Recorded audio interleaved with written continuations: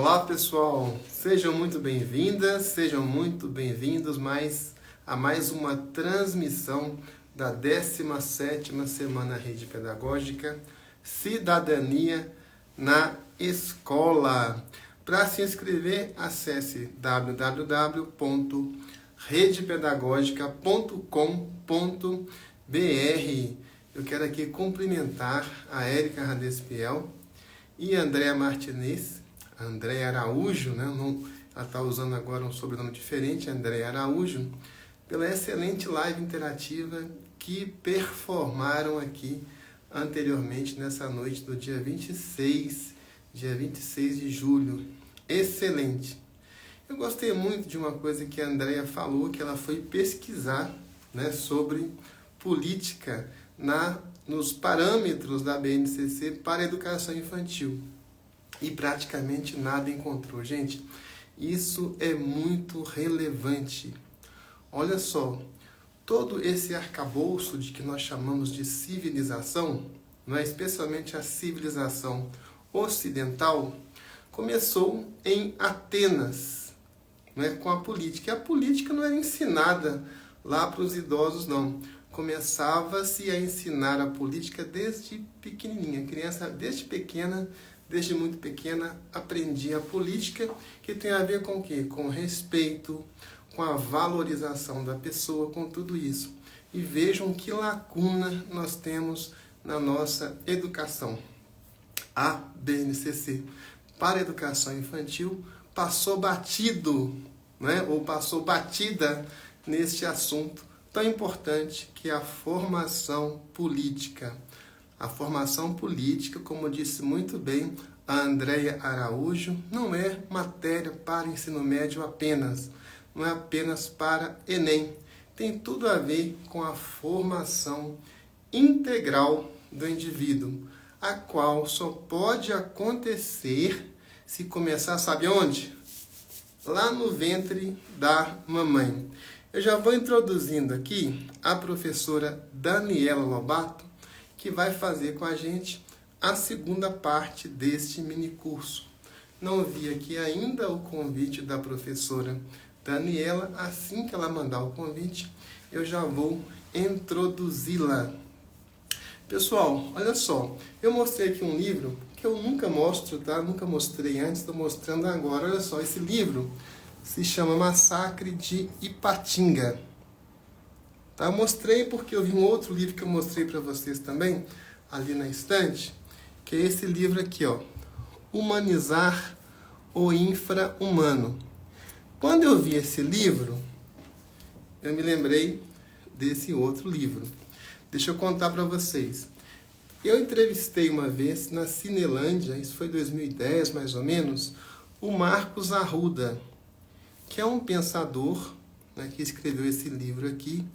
E ele foi, na verdade, um dos pensadores que promoveram numa cidade chamada Ipatinga. Tem alguém de Ipatinga aqui? Tem alguém aqui lá do Vale do Aço de Minas Gerais? Ipatinga é onde fica a sede da Usiminas. Gente, bem interessante, porque, olha só, o Marcos Arruda, ele inspirou um processo de transformação na cidade de Ipatinga.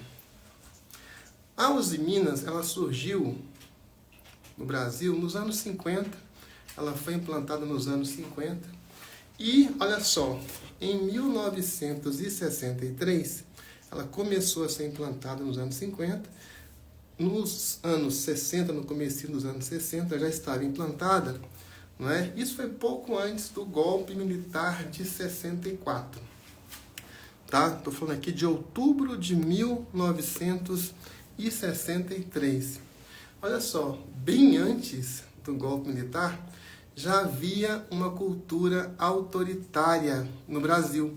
Logicamente, nós passamos aqui por ditadura, por exemplo, não é, de 37 a 45, o chamado Estado Novo, né?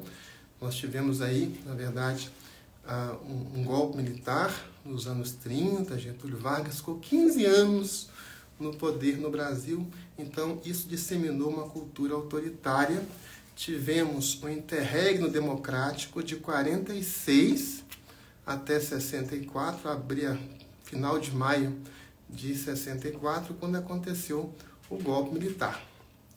Mas olha só que interessante, né?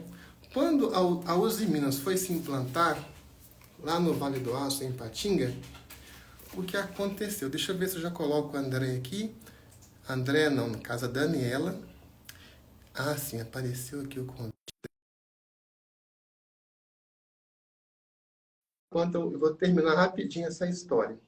Pessoal, o que acontecia? A Uzi Minas era estatal. Hoje ela é privada, tá? Não estou falando da Uzi Minas de hoje.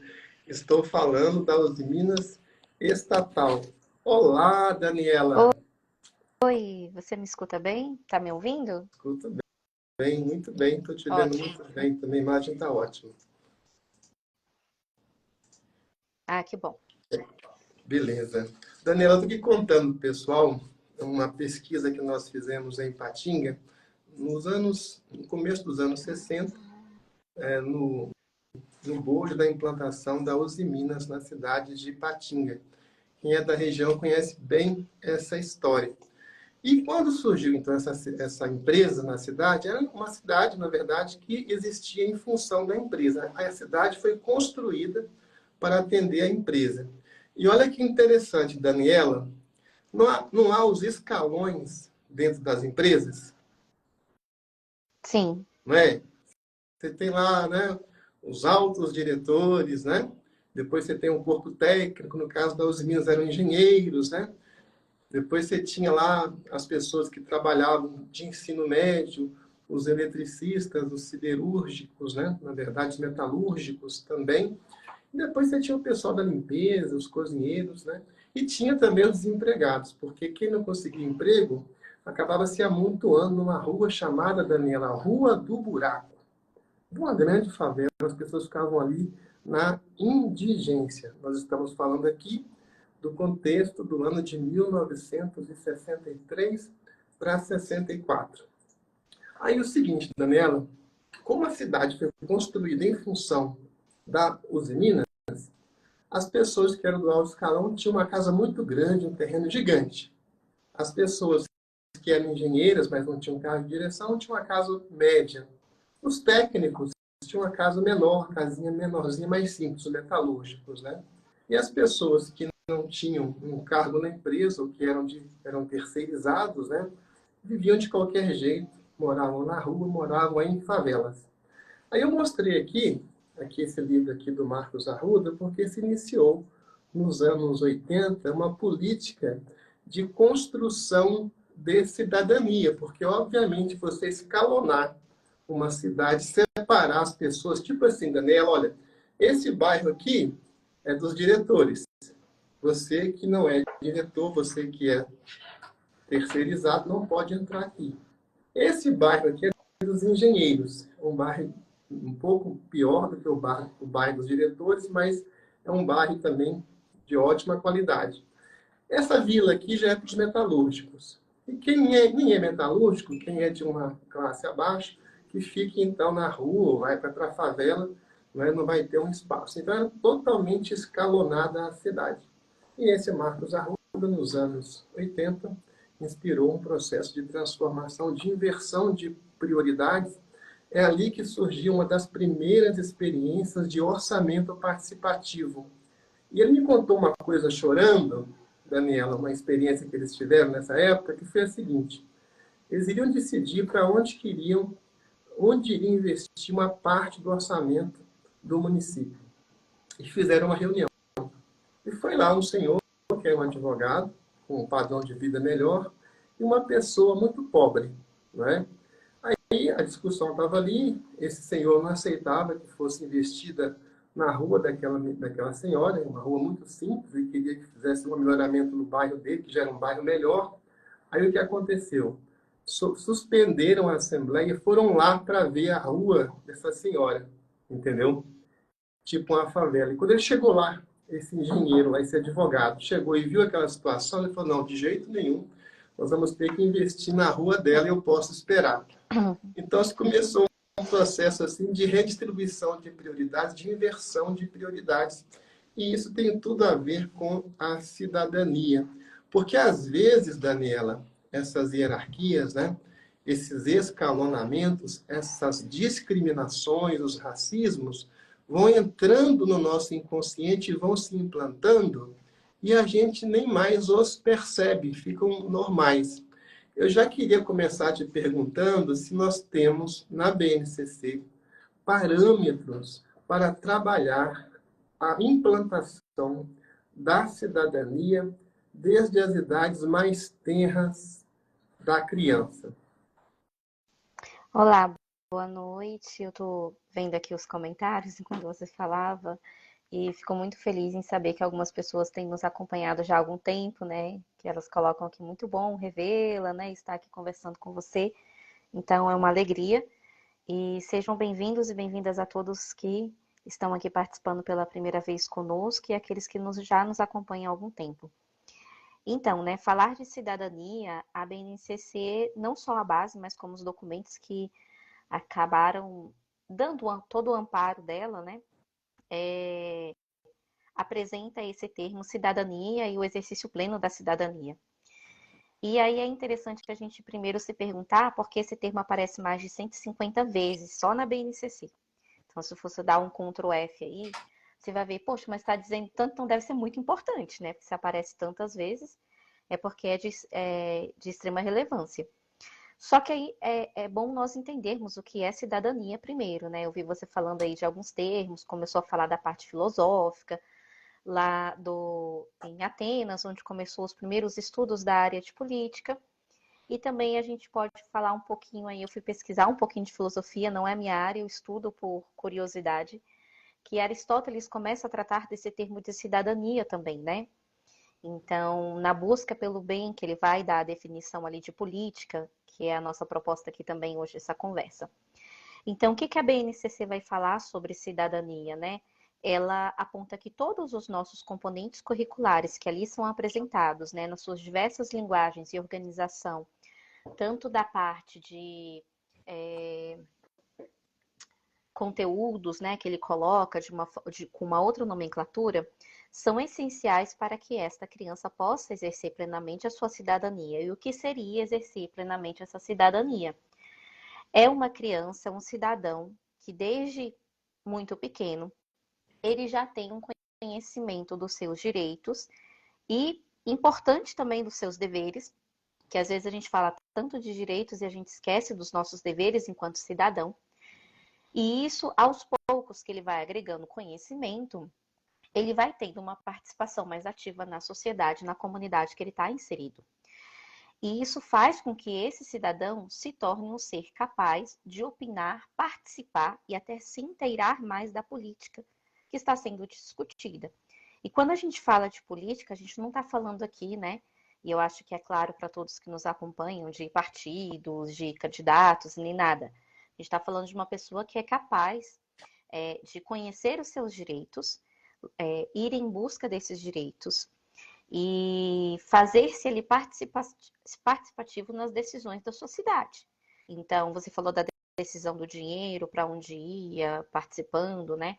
Então, assim, ele vai conseguir buscar os meios para participar, seja numa comunidade que tem uma gestão ali local, que leve as problemáticas para a região administrativa, para o município, para o estado, seja opinar no documento público que sai, e ele pode ler esse documento e compreender o que esse documento está falando.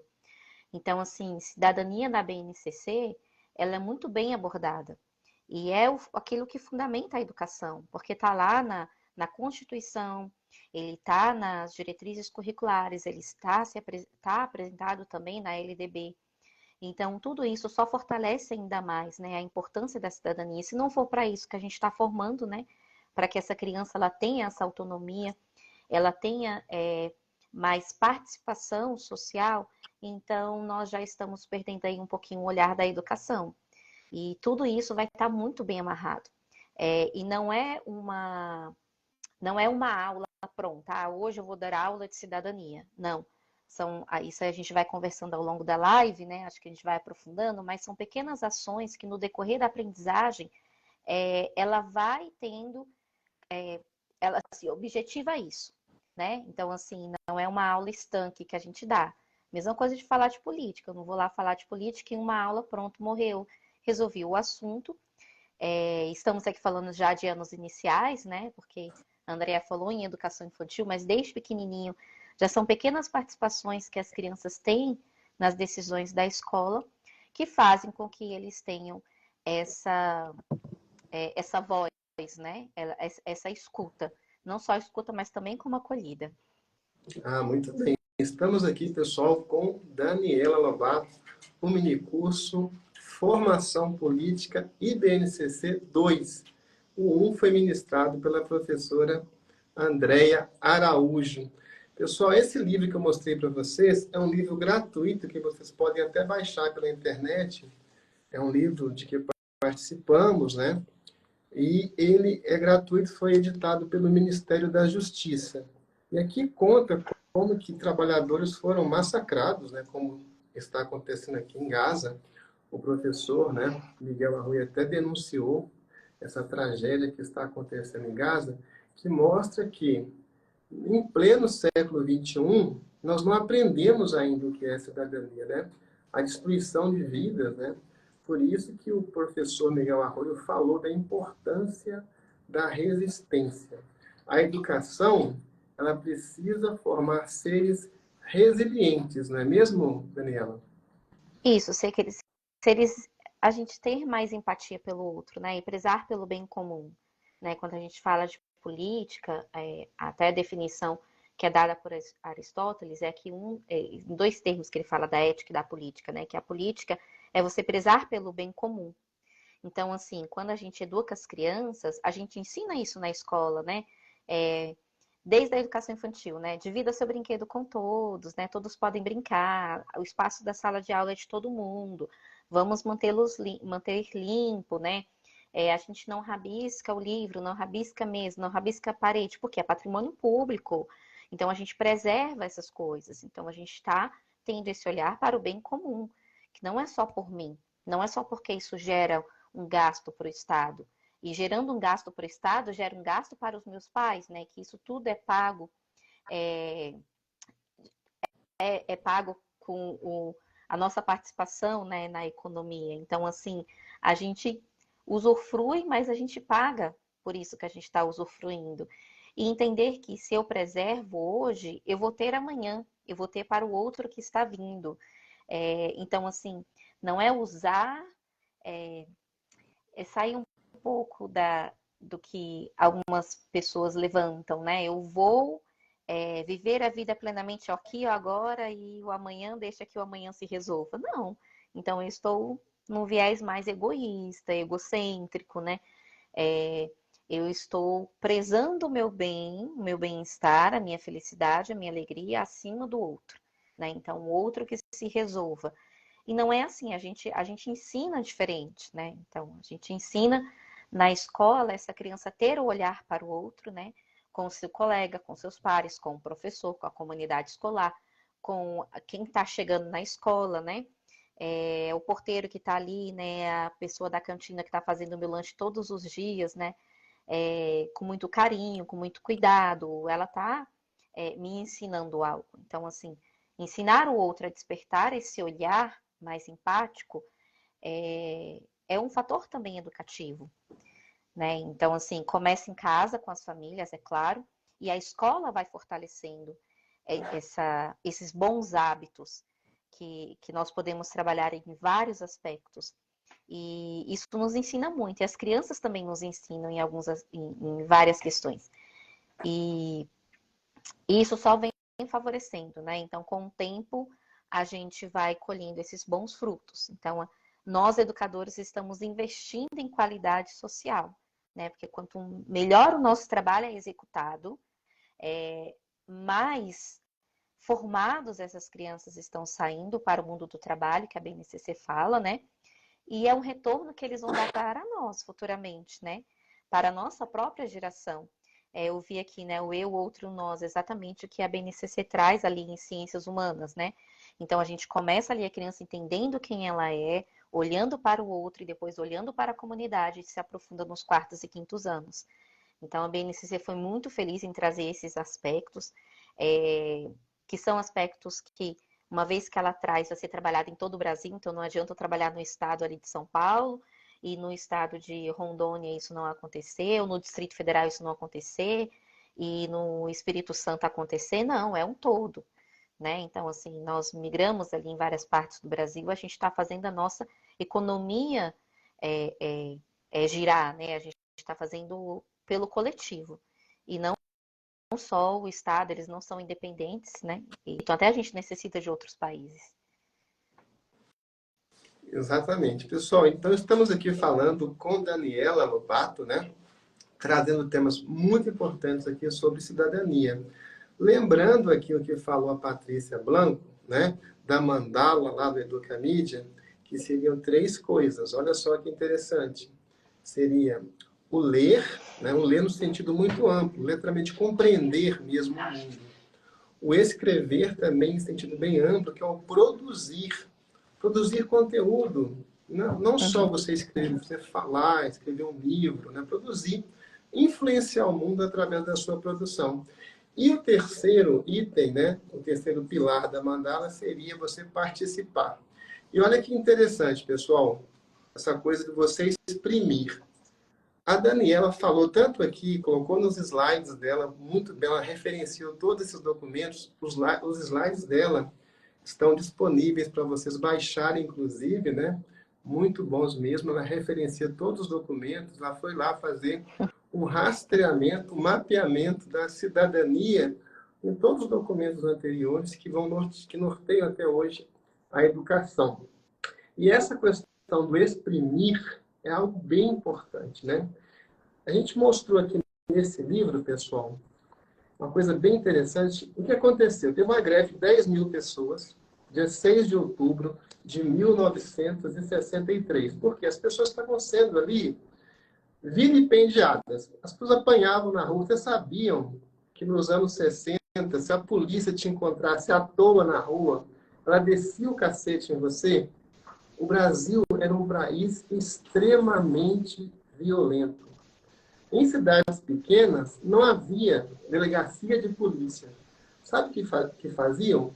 Viam lá da capital, no caso de Belo Horizonte, um delegado e nomeavam o mais valente da região para colocar ordem. Olha só, é um faroeste caboclo mesmo.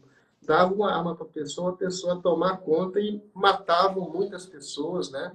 E havia situações em que esse delegado, olha só, o delegado é aquele que recebia a delegação para colocar ordem no lugar.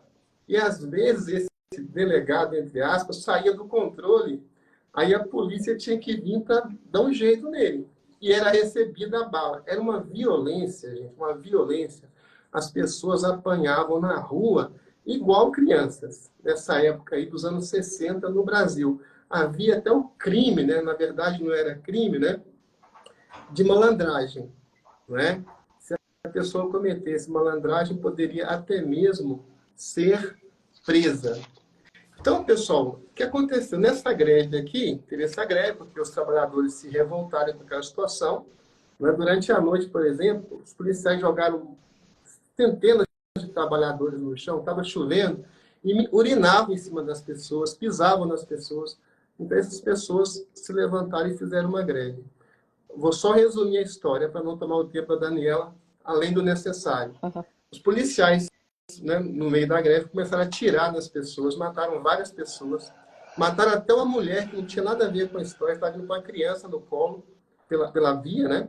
E o que aconteceu depois? Para pagar tudo isso, gente, aconteceu o golpe militar. Um dos motivos pelos quais aconteceu o golpe militar no Brasil foi para pagar essa história. Os policiais estavam sendo condenados e depois do golpe militar eles foram absolvidos. Agiram em legítima defesa, até matando uma senhora que estava carregando um colo muito distante do local onde houve o tiroteio. E sabe o que aconteceu durante o regime militar, pessoal? De 64 em diante, ninguém podia falar sobre essa história. A cidade ficou silenciada. Aí eu vou te perguntar, Daniela, qual que é a consequência para uma criança, para uma pessoa que é silenciada?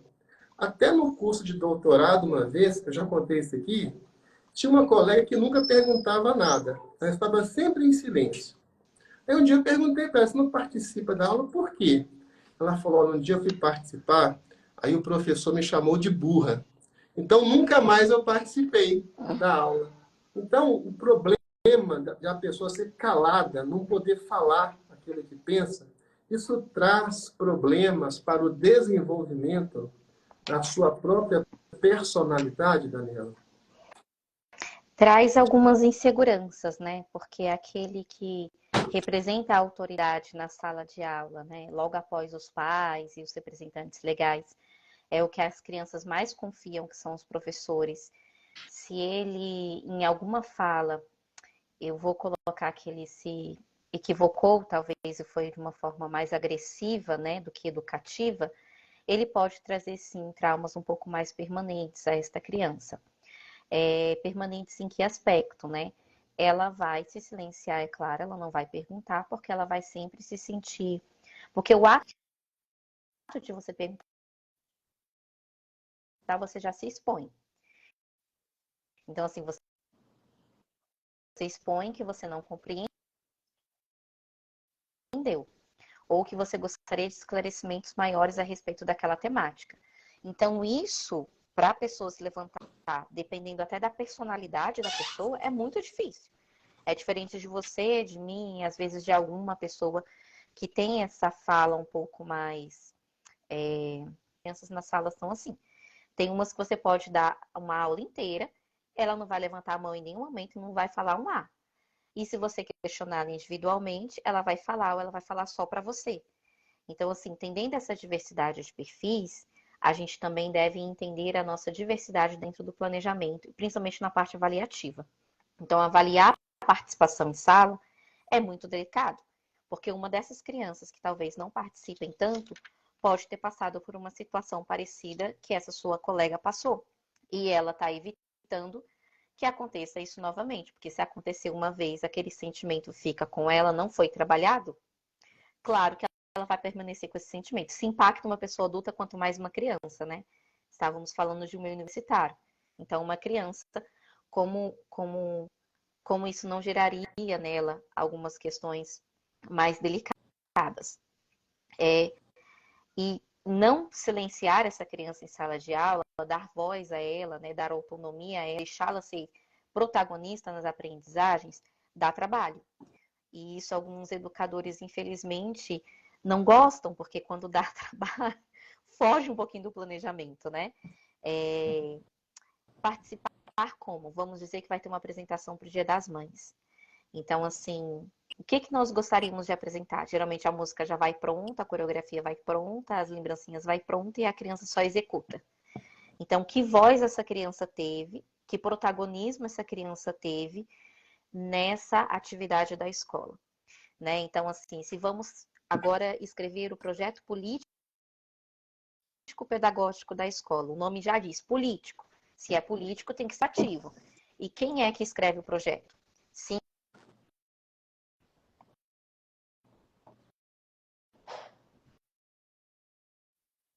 todas as vezes.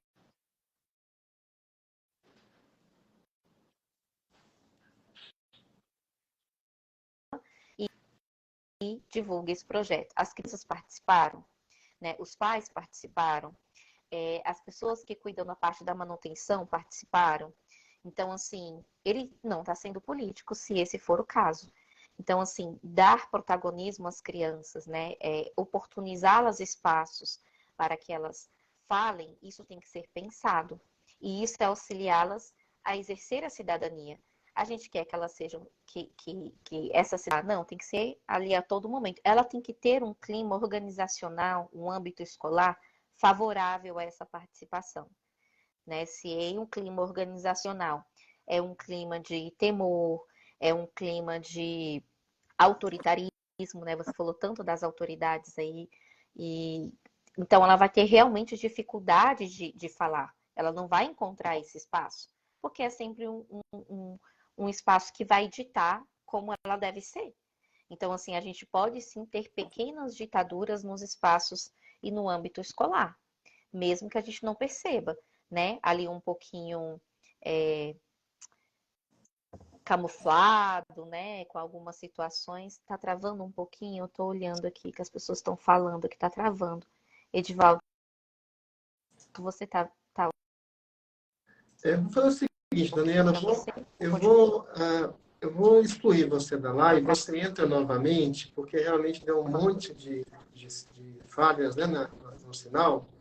Então, vamos fazer assim, pessoal, a gente vai excluir aqui a Daniela, e ela vai voltar imediatamente em condições melhores, tá joia? A internet realmente acontece esse tipo de coisa, né? A gente já vai voltar rapidinho aqui com a Daniela Lobato. Pessoal, então nós estamos aqui com Daniela Lobato nesse minicurso Formação Política IBNCC, né? Realmente ficou um pouco ruim a internet da professora, estava prejudicando a fala dela. Nós vamos voltar e vamos retomar. Quero aproveitar aqui para mandar um abraço para Teres 1657, para Ilza.teixeira.3. Lembrando aqui, pessoal, esse livro aqui, ó, Massacre de Patinga, é um pouco difícil de ler invertido, né? É um livro que está disponível para você baixar na internet. Ele foi editado pelo Ministério da Justiça e conta em detalhes essa história que eu mencionei para vocês. O outro livro que eu mostrei, né, foi o livro do Márcio Arruda, né, da editora Vozes. A gente até quer agradecer a editora Vozes que mandou para a gente 10 livros do professor Miguel Arroio para serem sorteados, tá? Humanizar o infra-humano. Essa expressão humanizar, gente, que até é um absurdo, né? Na verdade, é um paradoxo falar em humanizar, né? Por quê? Porque o humano é humano, né? Falar em humanizar a pessoa é uma coisa meio absurda. Por que ela foi desumanizada?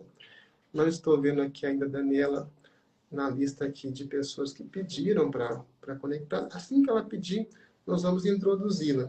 Gente, infelizmente, nós estamos precisando falar sobre isso. De humanizar o humano. Por quê? Olha, é impossível, vou dizer uma coisa aqui meio forte para vocês, tá? É impossível desumanizar uma pessoa. Não existe isso. Se você é humano, você é humano. Interessantemente, gente, lá em 1500, por volta de 1500, um pensador chamado Pico della Mirandola, ele cunhou um texto chamado Horácio à Dignidade Humana, Oração à Dignidade Humana, é um discurso, né? Ele cunhou esse termo dignidade, dignidade humana. Então, o ser humano, ele tem uma dignidade que lhe é inerente. Todos os direitos humanos decorrem dessa matriz fundamental que é a dignidade das pessoas. Então, não tem como desumanizar uma pessoa, porque ela é humana, não é? Nem matando uma pessoa você vai desumanizá-la, mas você pode maltratá-la, você pode tratá-la de forma desumana.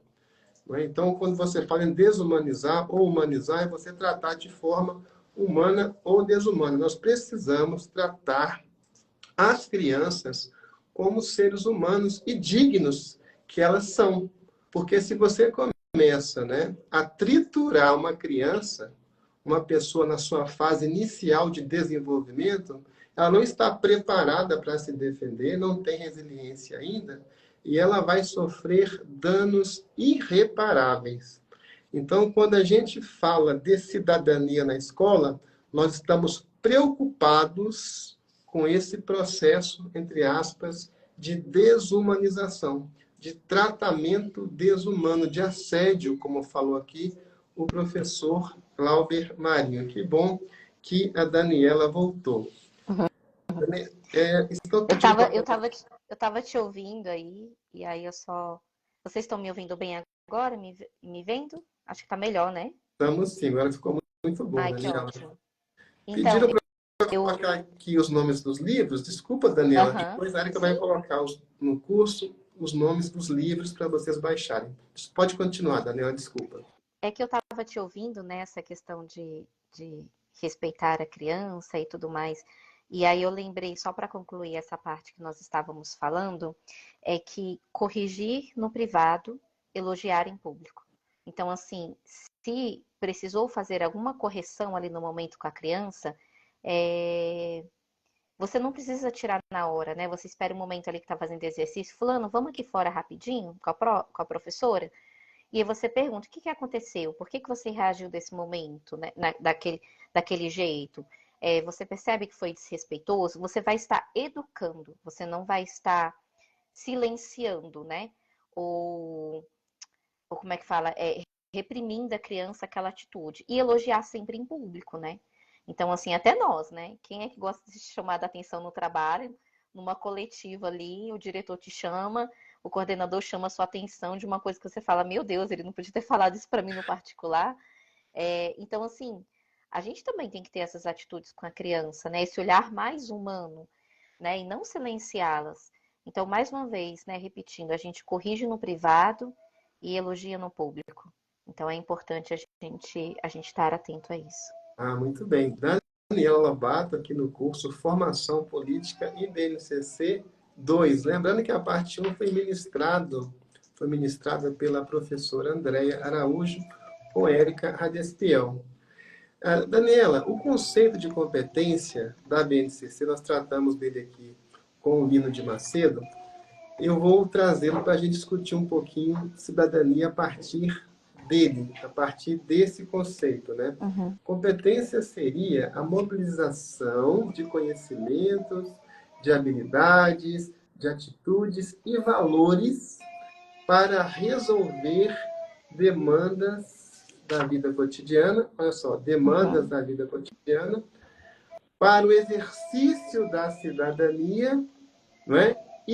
E do mundo do trabalho. Então, para resolver demandas, olha só, da vida cotidiana, do mercado de trabalho e das exigências do exercício da cidadania. Aí eu vou lhe perguntar o seguinte, Daniela, olha só.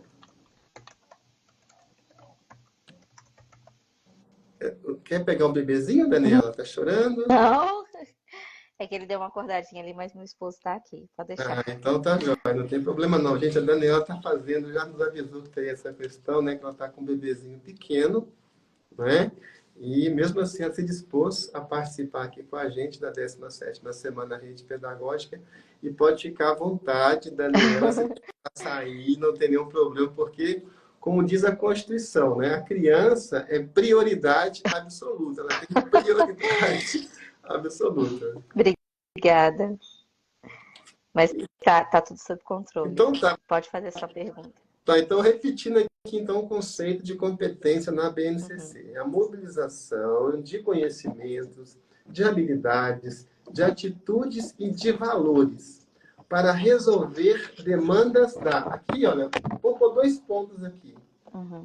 Demandas complexas da vida cotidiana, do exercício da cidadania e do mundo do trabalho. A crítica que eu faria aqui, talvez, Daniela, já passando a bola para você, é a crítica, sabe, que fez aqui, em outros termos, o professor José Pacheco, que nós não devemos educar para a cidadania, mas devemos educar na cidadania.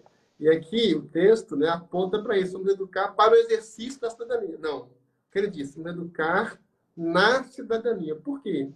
A cidadania, na verdade, ela é um estilo, né? Na verdade, é uma forma de viver. É o próprio convívio que precisa ser imbuído de certos valores, de certas referências, não é? De certas abordagens que são inerentes a essa dignidade humana, dignidade da pessoa a que se referiu Pico de la Mirandola.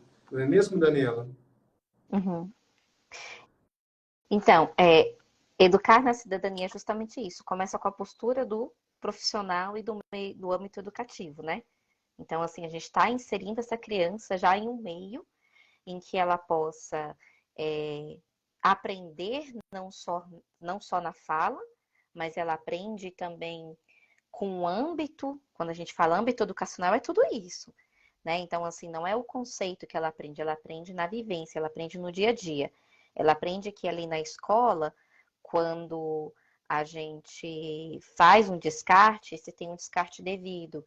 Ela aprende que ali na escola a gente procura não desperdiçar alimentos, né? Mas por quê? Só porque é dinheiro? Não. É porque a gente vai se alimentar bem, a gente vai comer o que é preciso para a nossa saúde, porque isso pode ter, tem outras que não possuem esse alimento. Então eu valorizo esse alimento veio de algum lugar e eu posso reaproveitá-lo de outra maneira. Então, assim, a gente educa quando os profissionais da escola, não só o professor ajuda nesse processo educativo da criança, se vê alguma criança cometendo alguma coisa na escola, todos ali podem educar, não só o professor, né? Então, assim, eles chamam de tia, né? A tia que limpa a minha sala. Então, assim, ela também pode ir ali e falar, olha, fulaninho, fecha a torneira, né? Tá desperdiçando água. Então, quando todos na escola estão imbuídos nesse processo educativo, a gente tem uma rede educativa, né? Então, que remete até à proposta aqui, né? Rede pedagógica. A gente tem uma rede educativa que ela vai ter muito mais impacto na vida dessas crianças do que só o professor na sala de aula falando. E eu sei que isso depende muito da gestão também na escola, né? Tem alguns educadores aqui que ficam sofrendo sozinhos, às vezes, e desamparados. Mas, assim, começa por você, começa dando sugestões, né? E aí você vai conduzindo essa criança nesse processo para a cidadania. Ela vai entendendo o que é cidadania a partir de atos e pequenas atitudes na escola, né? Os projetos da escola, né? A participação na gestão democrática. Nós tínhamos, eu não sei se ainda tem, sabe, Edvaldo? Na minha época tinha associação de pais e mestres. Eu não sei se muitas escolas têm isso. E eu acho que é uma maneira maravilhosa de envolver os pais na escola. Não é só pagar aquele carnezinho, sabe? É você trazer os pais para a discussão na escola, envolver os pais ali numa melhoria para a escola do filho deles, né? Pintar o muro na escola do lado de fora. Eu dei algumas sugestões na aula, como, tá, como nós vamos arrecadar esse dinheiro? Então vamos pensar, né? As mães não poderiam ali, né? Ou as tias, as avós, né? Fazer ali uns bolinhos, algumas coisinhas para vender na escola e tudo que é arrecadado vem para comprar essa tinta. Então, assim, a criatividade, né?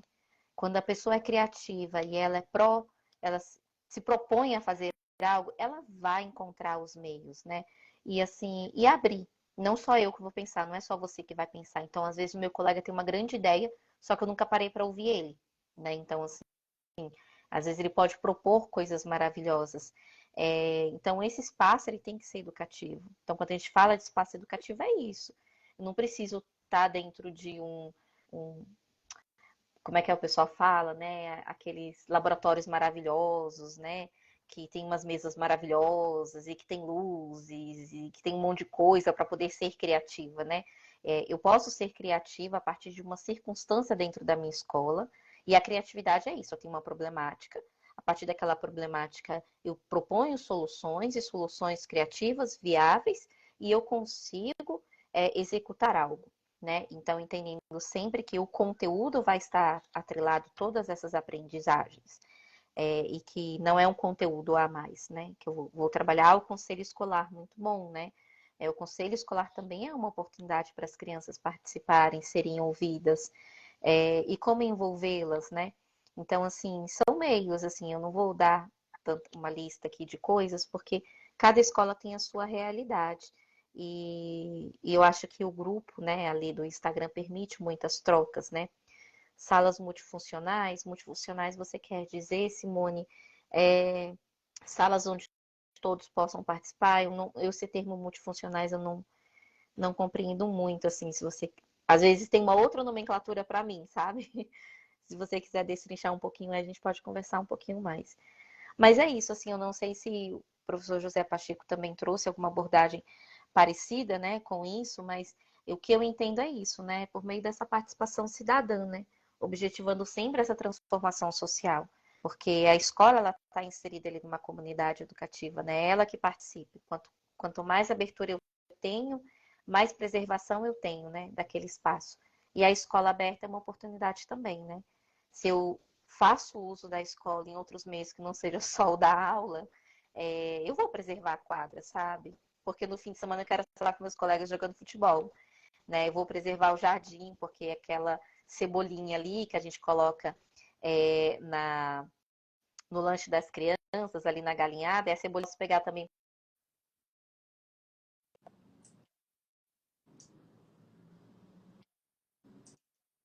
comida no meu feijão. Então, assim, essa horta comunitária, né, ela é acessível a Ah, muito todos. Então, todo bem. mundo Gente, começou a cuida. travar um Então, pouquinho aqui quando no você abre a final. escola, Vamos você fazer o abre. seguinte: eu vou excluir de novo a professora Tá. Daniela. Ela vai aproveitar esse minutinho para ir lá ver o neném dela, enquanto eu dou um recadinho aqui para vocês. E ela já volta, tá joia? Beleza? Vamos Combinado. fazer, vamos fazer assim então. Gente, muito interessante isso que a professora Daniela está falando, né, da importância de você fazer a educação na cidadania.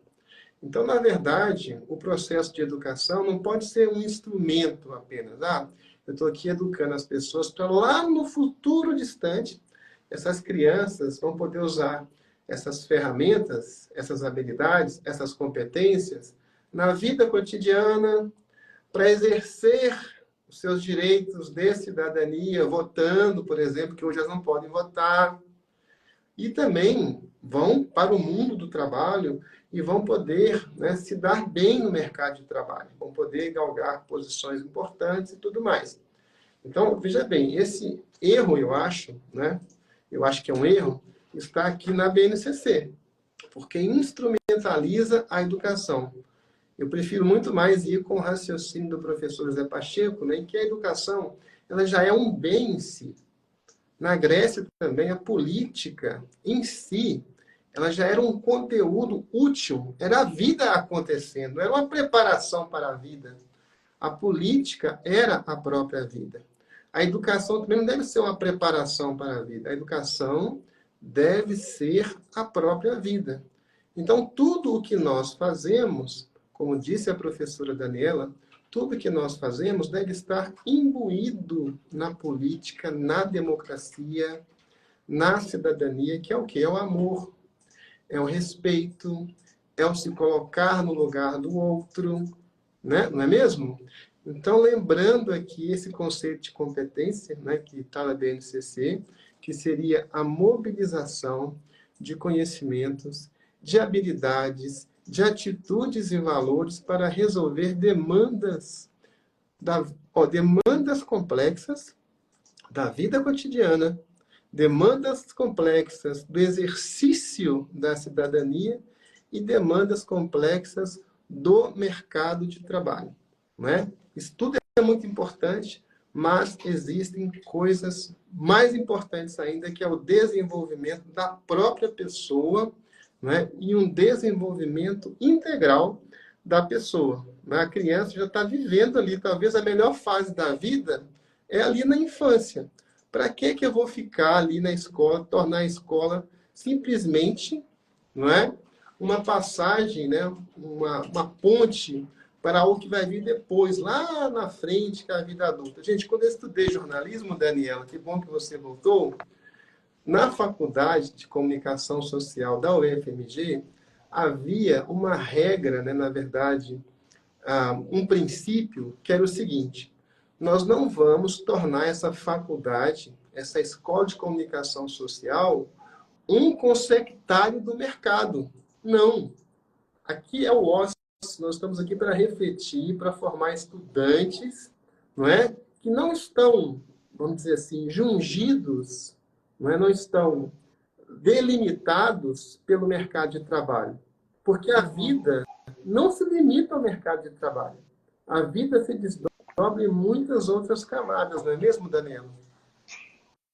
Isso mesmo, né? A gente fala dessa questão da preparação do cidadão para o mercado de trabalho, tanto que os documentos lá eu até falo nas aulas, né, que a Constituição ela foi pensada assim, ela fala para o mundo do trabalho, né? Então, mas aí a gente vai entendendo que aos poucos os documentos vão entendendo essa fala que você traz, né? Vai compreendendo que é um pouco mais do que isso, né? Então não é só lá no mundo do trabalho que isso vai acontecer. Isso vai acontecer já desde pequeno na vida dele, a vivência dele, e até porque essas crianças, elas o que elas aprendem, né, repercute na família. Então, assim, elas levam para as famílias também, né? Ah, fecha a torneira, tá? A gente aprendeu na escola sobre sustentabilidade, né? Não podemos desperdiçar água. Essas pequenos atos, assim, conscientes que vão aparecendo. E quando você falou do mundo do trabalho, eu vou trazer aqui uma pesquisa que eu li, que eu estava aprofundando mais sobre essas questões que a BNCC fala do socioemocional, né? E que hoje a maior dificuldade dos jovens quando saem do ensino médio ou quando saem do profissional, do universitário, quando estão no mercado de trabalho é a dificuldade relacional. Então, assim, eles não conseguem gerenciar conflitos ou lidar com situações de conflitos ou até mesmo com uma posição de autoridade. Então, isso muitas vezes se confunde, né? Então, o primeiro chefe que fala com eles de uma forma mais incisiva, porque ele não entregou o melhor trabalho naquele momento, já é motivo para ele desistir, já querer mudar de trabalho, ou abandonar a carreira, ou aquilo não é para ele.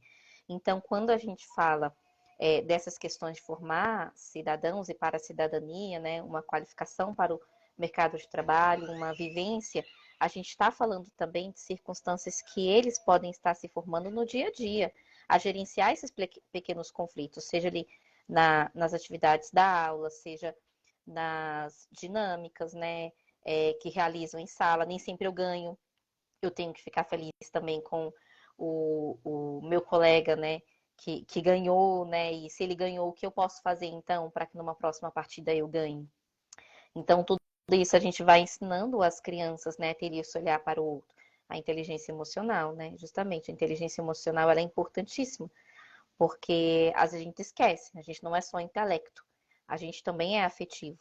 E o afetivo impacta no intelecto. Então, se, vamos dizer aqui, né, se o Edvaldo tá falando aí que eu tô com o neném, né, assim, o meu filhinho, ele tá chorando hoje, porque o pessoal tá perguntando qual é o nome dele.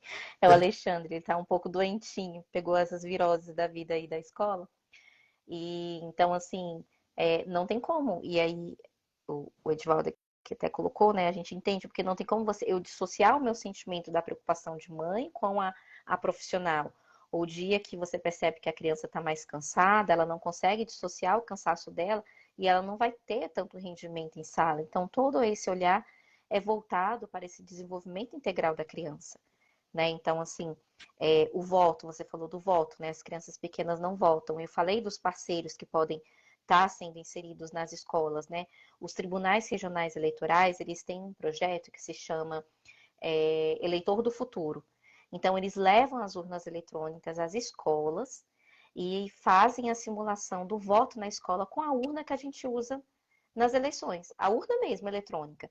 Não é uma urna de brinquedo, nada assim, né? A própria urna eletrônica, as crianças entendem o processo do voto e exercer, né? E estão ali participando de forma democrática e entendem os maiores, né? Que não pode fazer boca de urna, que eu tenho a parte ética envolvida, então tudo isso contribui. E aí eu dei algumas sugestões de parceiros também que podem estar nos auxiliando nesse aspecto de formar para a cidadania e formar seres mais políticos.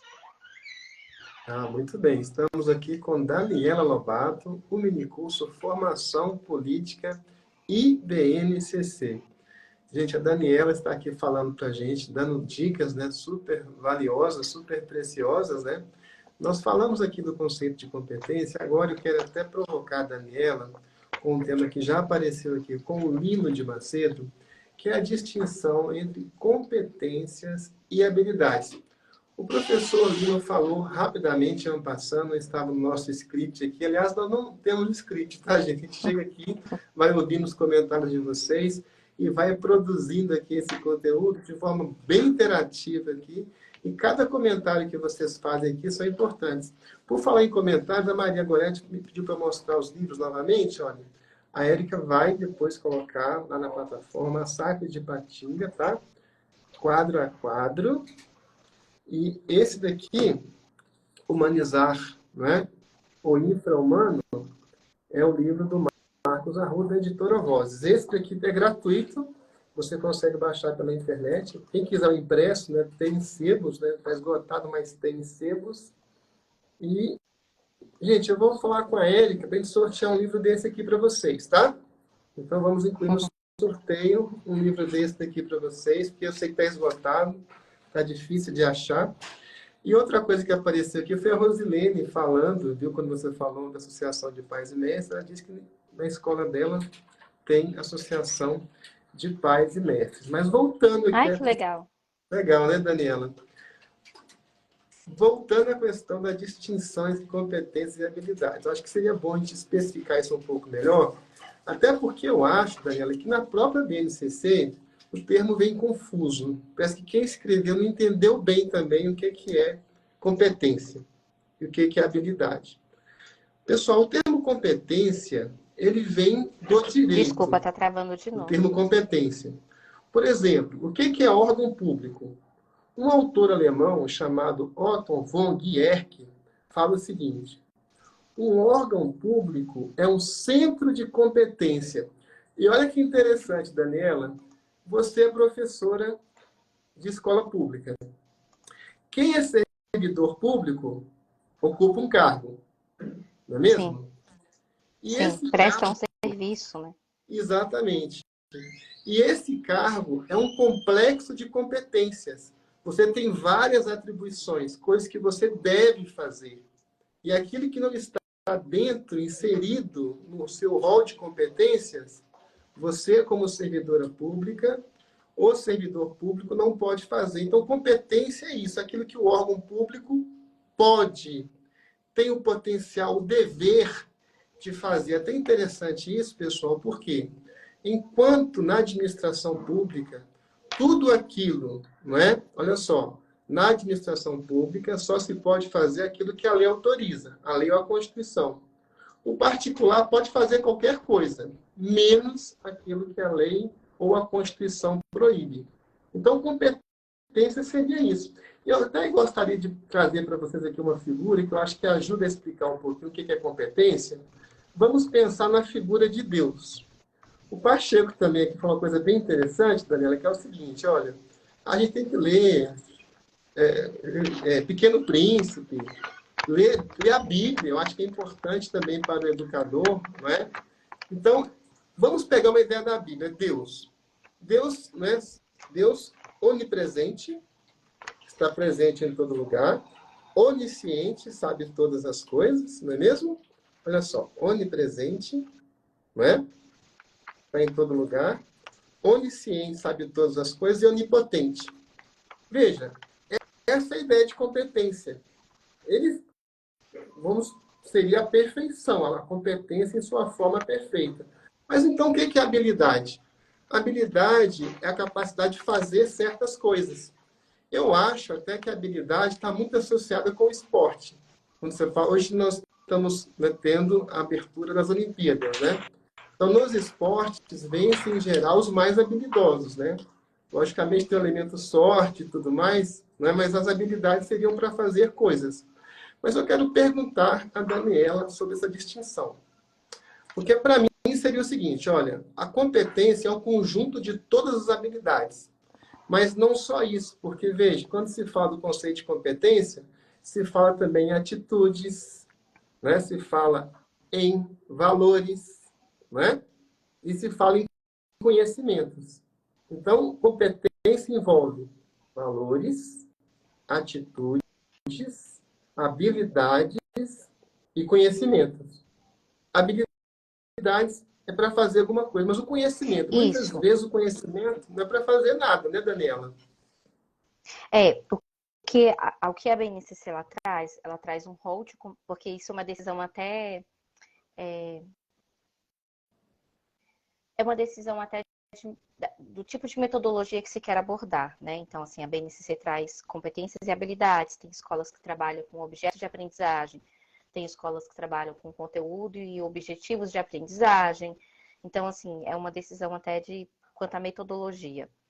E aí o que a BNCC traz como competências e habilidades é para que eu alcance aquela competência ao final ali daquele conteúdo, eu preciso que aquele estudante tenha algumas habilidades já desenvolvidas, né?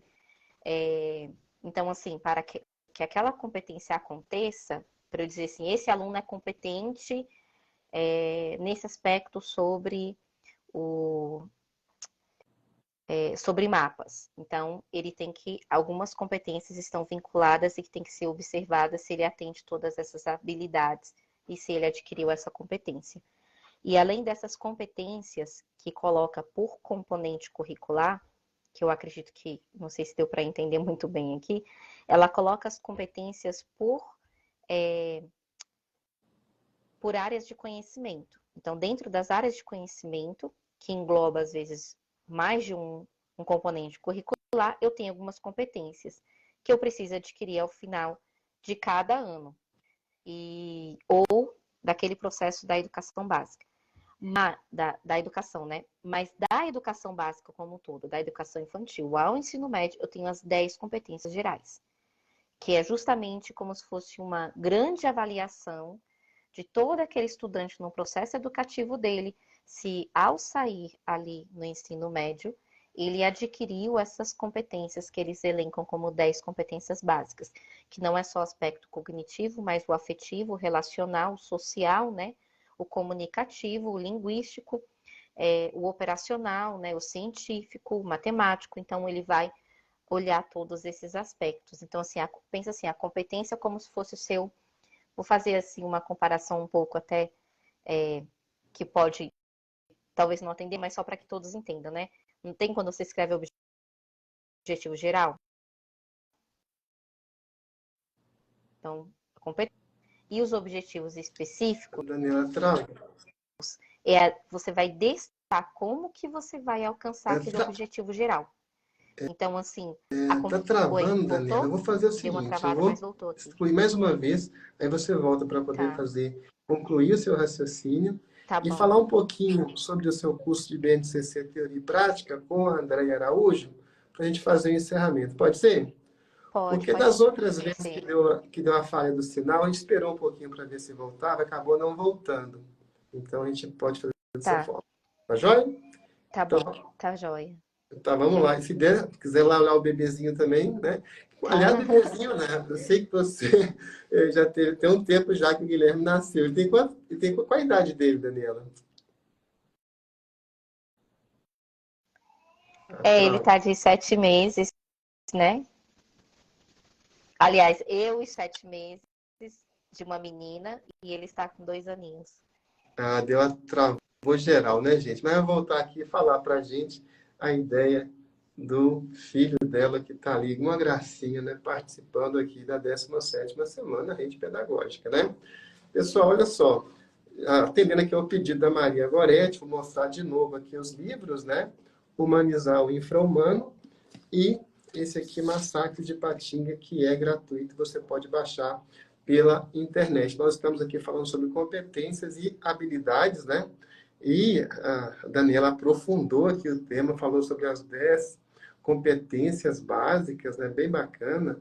Nós destacamos aqui que no conceito de competência se fala em, olha só, competência seria aptidão para, não é? Ou envolveria o quê? Conhecimento, atitude, valores, né? Olha a educação socioemocional aqui também nessa parte de valores, né? E também, né, habilidades. 4 coisas que estão envolvidas no conceito de competência, mas a Daniela desdobrou, né? Desdobrou isso aqui e está falando das 10 competências básicas. Nós já vamos aqui introduzir a Daniela Lobato novamente, para ela concluir o raciocínio e falar um pouquinho para a gente sobre o curso que ela ministra na rede pedagógica BNCC Teoria e Prática. Eu não vi ainda o convite da Daniela, acho que ela foi lá atender o filho dela, não tem nenhum problema, gente. Eu queria aproveitar aqui e falar também de um outro livro que eu mostrei aqui para vocês. Gente, esse livro aqui é fantástico, olha só. John Rawls, Justiça como Equidade. Justiça como Equidade, né? Esse livro é meio antigo, né? Tá com a trena aqui ainda, mas já caiu, não tem mais, né? Mas a pronúncia continua. Justiça como Equidade. Um livro fantástico, gente. Falando o seguinte, olha, a justiça e a equidade, elas andam juntas. A justiça é você fazer uma promoção, uma distribuição adequada dos bens da vida, né? A vida boa, ela pressupõe uma distribuição perfeita dos bens da vida, uma distribuição das oportunidades. E equidade é o quê, gente? Olha, nós sabemos o que é igualdade, né? Igualdade é o seguinte, vamos colocar aqui a linha de produção. Vou produzir 1 milhão de garrafas de Coca-Cola. Aquilo é igualdade. Agora imagina, eu tenho duas pessoas com sede, né? Duas pessoas com sede. Uma com muita sede e a outra com pouca sede, tá? Uma está com muita sede, a outra está com pouca sede. E eu tenho uma garrafa de água. Eu posso fazer o seguinte, eu posso distribuir a mesma quantidade de água para as duas. Eu posso dar mais água para quem está com menos sede e menos água para quem está com mais sede. Ou eu posso dar mais água para quem está com mais sede e menos água para quem está com menos sede. Essa última solução é que é a equidade. E deixa eu dar uma notícia ruim para vocês. Gente, uma vez, vocês sabem que, né, um dos homens mais ricos do mundo, né, que é o Bill Gates, deixa eu colocar aqui, vou introduzir aqui a Daniela, ele nem chegou a concluir a faculdade, ele estudava em Harvard. Ele trancou o curso de matemática, fundou a Microsoft, né, que é uma potência hoje. Inclusive, a Microsoft, gente, ela é proprietária da OpenAI, que é a empresa que começou essa revolução da inteligência artificial. Então, Bill Gates, ele é uma pessoa realmente muito influente, muito rica. E uma vez, Daniela, o Bill Gates foi numa faculdade e foi recebido na faculdade e foi falar para uma turma. E a primeira coisa que ele falou foi a seguinte, olha, eu tenho uma má notícia para vocês. O mundo não é justo. Olha para você ver. O mundo não é justo. Então, pessoal, essa coisa de você dar mais água para quem está com menos sede e dar menos água para quem está com mais sede, isso é uma constante. Inclusive, já que falamos da Bíblia aqui, a Bíblia fala uma coisa interessante. Ao que tem, dar-se-lhe-á. E ao que não tem, até o que tem lhe será tirado. Já pensaram nisso? Se você é muito rico, aí te convidam para festas, te dão presentes. Se você é uma influência da internet, tá, uma pessoa famosa, você começa a ganhar coisas. Mas se você é muito pobre, está no piso da sociedade, é perigoso passar deitado no chão, né, raspando ali as suas feridas, é perigoso passar alguém, chutar você, ou jogar álcool em você e pôr fogo, como já aconteceu, né? Infelizmente já aconteceu no Brasil. Daniela, então eu queria que você concluísse então, o seu raciocínio. Agora a sua imagem está muito boa e provavelmente o seu som também está muito bom.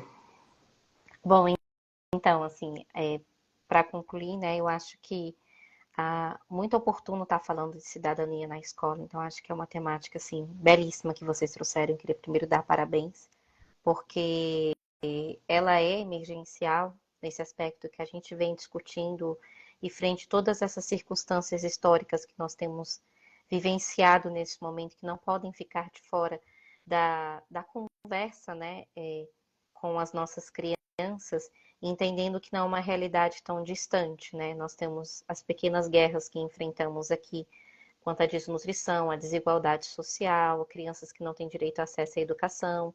Então, são as nossas batalhas pormenores, mas que impactam diretamente a nossa vida.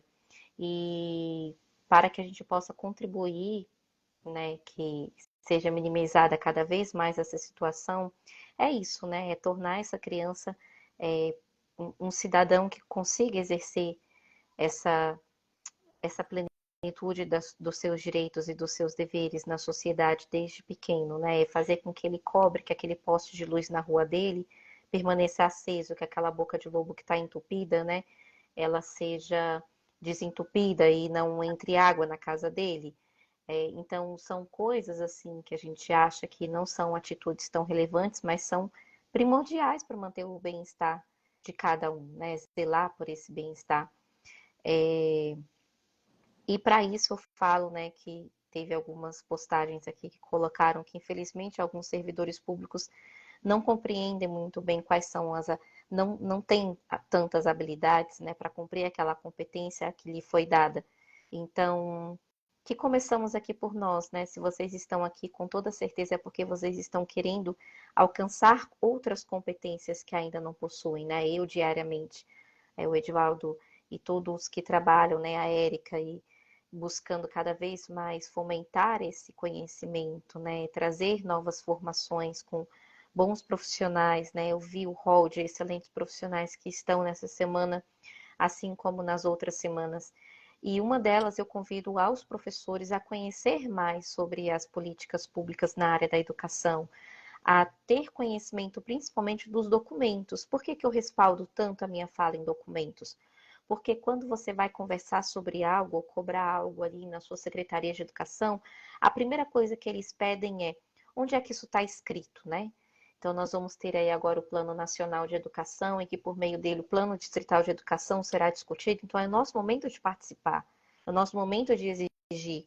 Então, não dá só para a gente ficar, às vezes, ali se lamentando, reclamando que as coisas não mudam ou que isso não vai acontecer, sendo que no momento que nós temos a oportunidade de participar da escrita desses documentos que vão vigorar aí, né, por alguns anos, a gente se exime dessa responsabilidade. Então, a gente está deixando de exercer a nossa cidadania, né?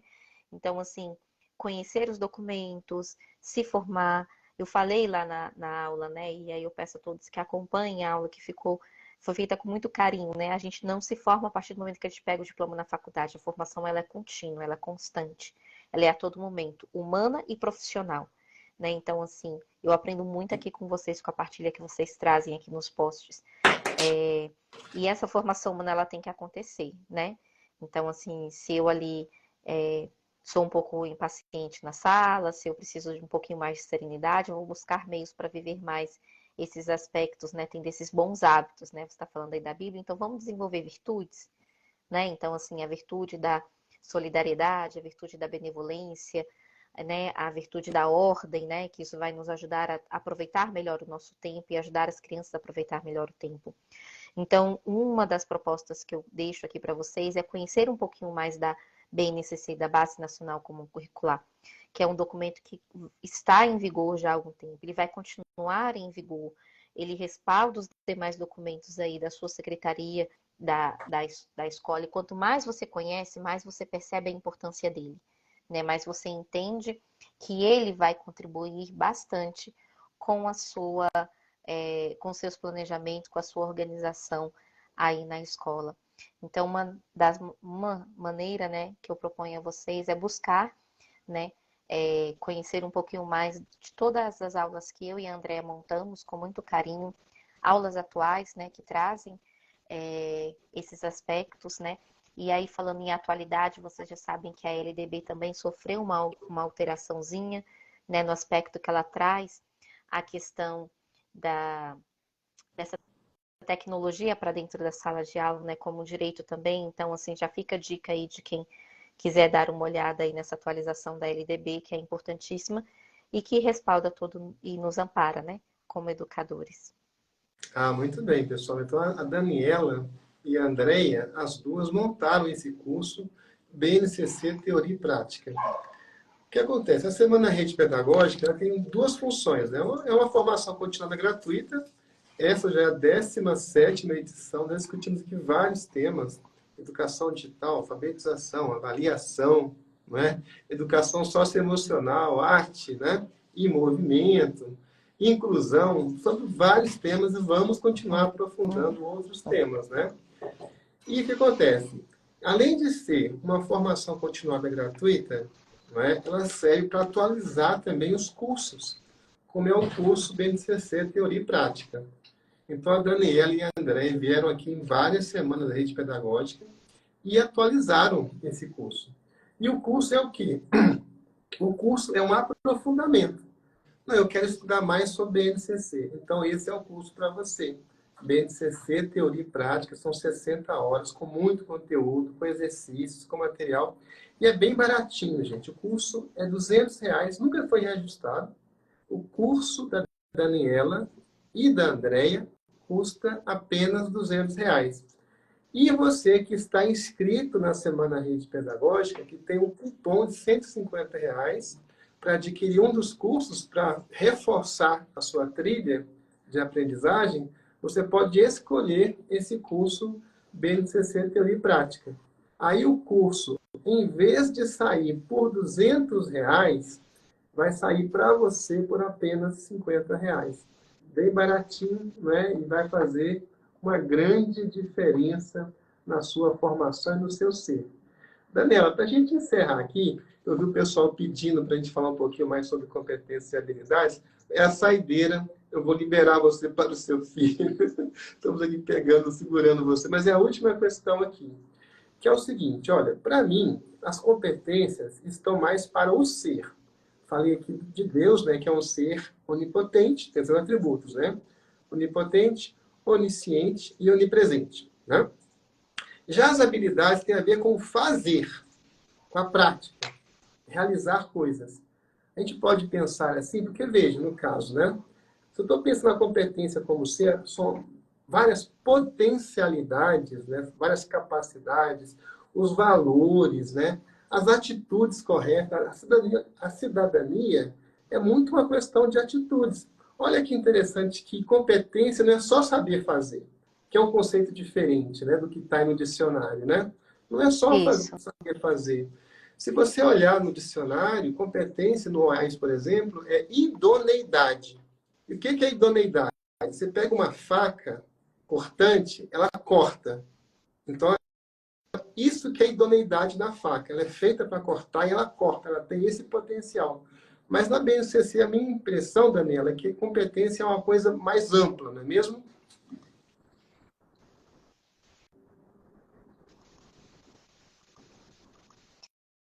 Desculpa, eu travou bem na parte da faca que você falou, que a competência é o corte.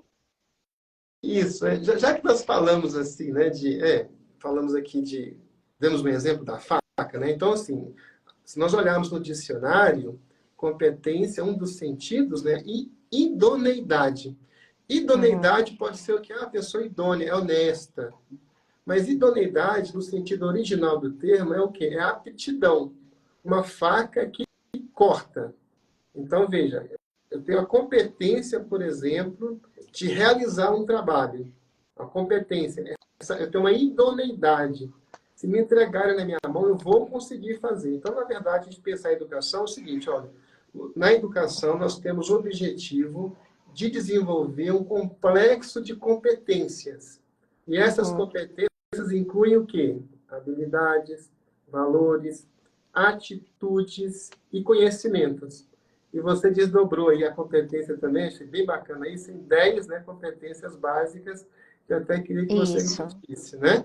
Então, só repetir isso e encerrar. Então, Daniela, distinguindo, então, mais claramente para as pessoas que pediram aqui, entre competência e habilidade.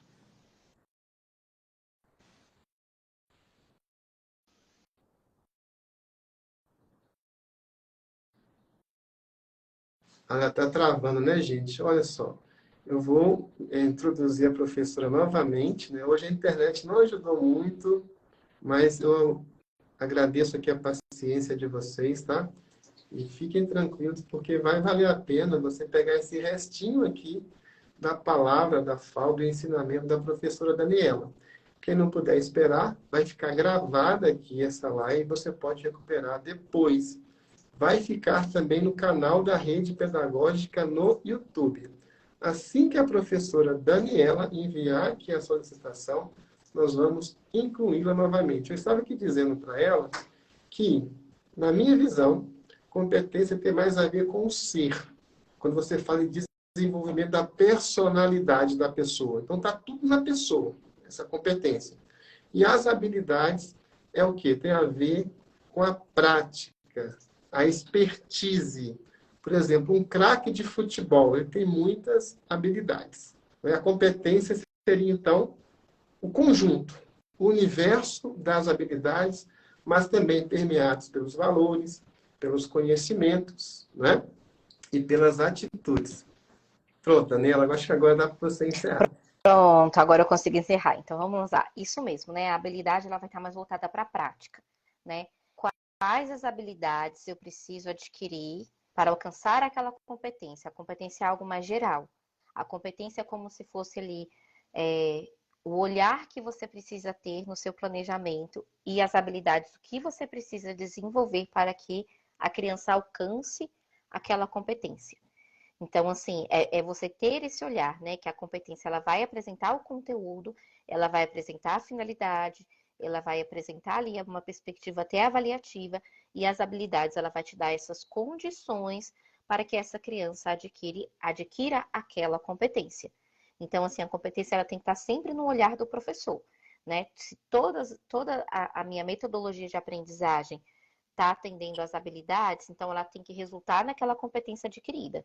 Então, se a competência não foi adquirida, é porque houve falha em algum processo aqui das habilidades. Então, a habilidade já está mais voltada para o ato do fazer.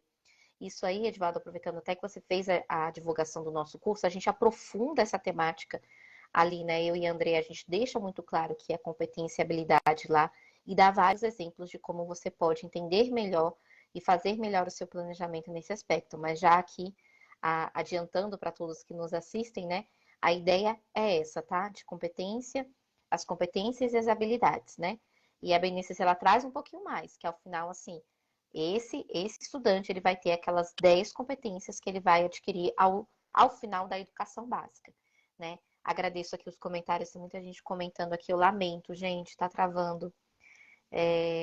Lamento muitíssimo mesmo. Mas eu espero que vocês tenham conseguido nos acompanhar bem aqui. Que bom que a live vai ficar gravada e disponibilizada aí no YouTube. Muito bem. Aqui tem um comentário da Lourdes Cavalcante, 96. Daniela é maravilhosa.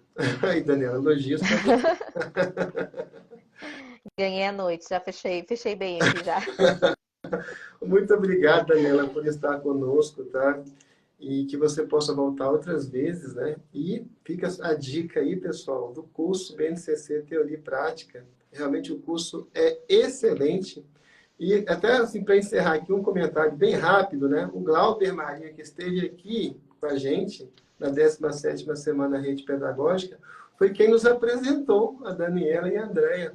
Nós somos muito gratos também ao Glauber por esse grande Verdade. feito, né? Até a próxima, então, Daniela. Muito obrigado e parabéns aí pela qualidade. Agradeço muitíssimo. Obrigada pela condução e a todos que nos acompanharam. Tenha uma ótima noite, gente. Tchau, pessoal. Gente, tchau, Daniela. Essa aí foi a Daniela Lobato, né? E o minicurso Formação Política e BNCC. Gente, agora nós vamos ter a Érica Radespel dando algumas dicas para vocês. E, na sequência, nós vamos liberar a videoaula da Daniela. Olha só, a Daniela gravou 2 videoaulas e a Andréia gravou outras 2 videoaulas. Gente, é muito conteúdo, não é? E conteúdo da mais elevada qualidade, feito com muito carinho para você. E neste sábado, que é o último dia da 17ª Semana Rede Pedagógica, nós vamos ter às 16 horas a professora Edeilce Buzar, que vai falar aqui sobre inclusão e cidadania. Gente, a cidadania já é inclusiva por definição. Por quê? A cidadania, na verdade, ela vai nivelar as pessoas nesse sentido da equidade, de distribuir igualmente os bens da vida de forma justa, adequada, de forma também condizente com a dignidade de cada pessoa. Vocês sabem por que todos os países do mundo praticamente têm um sistema de redistribuição de renda, um salário mínimo, um benefício assistencial, para que ninguém viva na indigência? É porque existe um consenso internacional de que o ser humano é dotado de dignidade e que todos merecem ter as condições básicas para a sobrevivência digna. E isso decorre da cidadania. Isso é cidadania. Então, a cidadania é inclusiva por definição. Mas a professora Edeilce Buzar, que é doutora, professora da Faculdade de Educação da Universidade de Brasília, vai qualificar essa correlação entre inclusão e cidadania. Ela é professora de surdos, uma pessoa muito atuante, uma pessoa super qualificada. E olha que coincidência, gente, a professora Edeilce Buzar, ela já foi premiada pela Fundação Roberto Marinho, que por acaso está nos apoiando nessa 17ª semana Rede Pedagógica. E que amanhã vai estar aqui, neste sábado, 27 de julho, representada pelo professor Tiago Correia, que vai ministrar o minicurso de encerramento, né? Olha como é que esse mundo é grande, né? E também é pequeno. Bacana demais, né, gente? Agradeço muito a paciência de vocês, agradeço muito a participação de todos. Mando um abraço aqui para todas vocês, para todos vocês, para todas e para todos, tá? Nas pessoas de Raquel.Anastácio.52. José Carla. Peraí, acho que eu li errado. Jus Carla. Não vou saber o seu nome. Soares. Só fica Soares, só o sobrenome, né, gente? O nome dela é um pouco difícil. Depois você me fala como é que é direitinho, tá? Para eu ler certinho da próxima vez. Socorro Mendonça. Parabéns para você também pela sua participação, querida. Olha, Marilã Prado. Marilã Prado. Juliana Mara 546. A Marilã Prado, já falei, né? A Neiva Trota, com 2 T's. FTZ.Carol. Nívia Santos 20. Gente, eu queria pedir para vocês, se vocês acham que vale a pena, compartilhem essa formação com as suas amigas e os seus amigos. Nós já somos pouco mais de 30 mil inscritos. Vamos tentar chegar a 50 mil inscritos? Se você acha que vale a pena, compartilhe essa formação, né, com as suas amigas, com seus amigos. A formação vai ficar aberta a todos, é pública, até o dia 27 de agosto. Você pode fazer, suas colegas podem fazer, todos podem fazer sem pagar nenhum centavo, tá? E aqui não tem nem obrigação de comprar nada. Nós temos aqui a assinatura da Rede Pedagógica, que custa R$10 por mês, para acessar os eventos anteriores, né? Que são 16 semanas da Rede Pedagógica, e também para acessar vários cursos adicionais que nós temos. Inclusive, o assinante pode fazer 2 cursos de aprofundamento a cada ano, só R$10, e são estes assinantes que mantêm o projeto em funcionamento. Então, eu queria agradecer muito aos assinantes da Rede Pedagógica, porque, né, como diz o ditado, de grão em grão, a galinha enche o papo. Aqui ninguém tem a pretensão de ganhar dinheiro com esse projeto, não é isso. É só o projeto se manter, gente, mas se manter no sentido de ir melhorando cada vez mais. De nós podermos, né? Essa semana a gente ficou bem satisfeito que um dos professores recebeu, né, pela participação dele. Falou, nossa, eu nunca recebi tanto dinheiro por um trabalho, né? Nessa proporção. E a nossa intenção é essa mesmo. Se a gente está aqui defendendo a valorização dos professores, nós temos que dar o exemplo, né? E remunerar cada vez melhor os nossos professores. E nós fazemos isso com muito prazer, tá? Com muita alegria. E também agradecemos aos assinantes por nos ajudar, né? Neste desiderato, nesse propósito. Tá joia, pessoal? Então, a gente volta daqui a pouquinho com Érica Radespiel e amanhã com Edeilce Buzar, às 16, e com Tiago Correia, da Fundação Roberto Marinho, às 18 horas. Vai ser bacana demais. E amanhã tem sorteio, gente. Olha, sorteio. Já incluímos mais um prêmio aqui no sorteio, que é esse livro aqui, ó. Massacre de Patinga, tá? Vai autografar. Eu vou autografar esse livro, porque foi eu que escrevi esse livro, tá, gente? Vou autografar para vocês. Quem ganhar, vai ganhar autografado. Eu vou ver se a Ellen consegue também um kit do material do Senado para sortear para vocês. O que vocês acham? Não é? Porque vai para todas as escolas, né? Todo mundo, todos os alunos de 5º ano vão ganhar. Tá joia? Então, todos os alunos do 5º ano vão ganhar esse material, mas quem sabe a gente consegue sortear também um entre os participantes, né? Um exemplar aí autografado pela Érica, né? Vai ser bacana demais. São 10 livros também do Miguel Arroio, autografados por ele. Gente, o Miguel Arroio é um mito da educação, né? Ele fez lá uma live com a gente no YouTube nessa 17ª semana Rede Pedagógica. Foi um show. E vamos sortear também kits Rede Pedagógica com camisa, CD do Trem da Alegria E livro, gente, de um outro mito, o professor Celso Antunes, que faz parte aqui da Rede Pedagógica, esteve conosco na terceira semana da Rede Pedagógica, na quinta semana da Rede Pedagógica, ele que é um mito, uma grande referência para todos nós. Então, até daqui a pouco com Érica Radespiel. Tchau, pessoal.